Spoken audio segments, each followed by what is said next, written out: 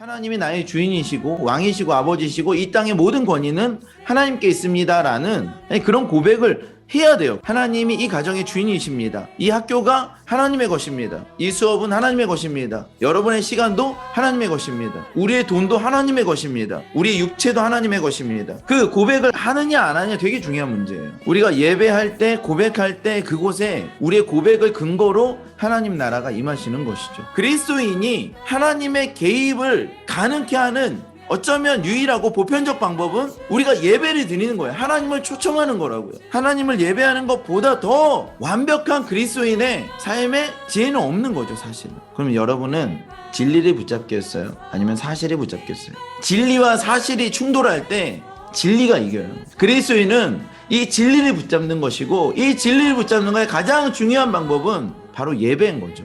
정말 중요한 문제는 말씀이고 진리입니다. 이 진리를 우리가 열광하는 거예요. 예배는 마귀가 제일 무서워하는 게 뭐냐면 이 진리를 열광하는 자들이에요. 심지어는 상황과 감정이 전혀 반대되는 상황에서도 진리를 열광하는 자들이 마귀는 두려운 거예요. 왜냐하면 쟤네들이 진짜를 알고 있거든. 그분이 예배자인 거죠. 그래서 그분이 계시는 곳에 언제나 하나님의 임재가 있고, 그 하나님의 임재가 있는 곳에 하나님의 역사가 시작되고, 그분은 평생 동안 자기는 아무것도 한 게 없이 하나님이 하시는 걸 보면서 그것을 진술하고 증거하면서 살아가는 삶이었던 거죠. 다윗이 그렇게 살아요. 야훼의 아름다움을 바라보며 그 아름다움을 사모하면서 사는 거죠. 하나님은 우리를 왜 지으셨는가? 우리를 통해서 찬송받으려고 지었어요. 캠을 왜 지었는가? 교회를 왜 세웠는가? 찬송받으시려고 세웠어요. 어떻게 이런 일이 있을 수 있지? 이건 하나님밖에 할 수 없어. 이런 일들이 저와 여러분의 개인과 가정과 여러분의 공동체와 모든 캠퍼스와 캠대학성계에 일어나기를 예수님 축원합니다. 누가 그거를 할 수 있는가? 예배하는 자들 통해서. 왜냐하면 누구도 보지 않으면 하나님이 역사할 필요가 없어요. 하나님은